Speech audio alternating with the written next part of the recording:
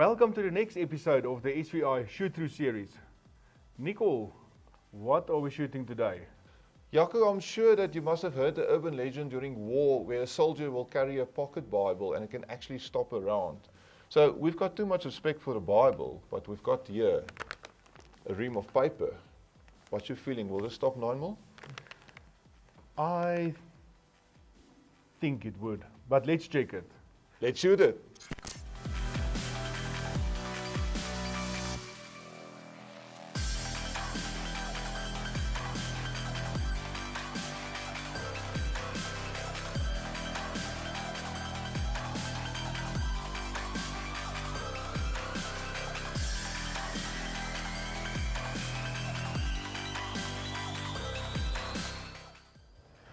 I am very surprised.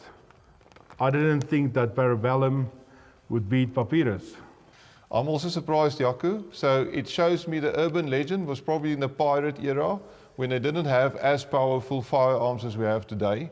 So the moral of the story, get yourself an armored vehicle if you want to protect against 9mm.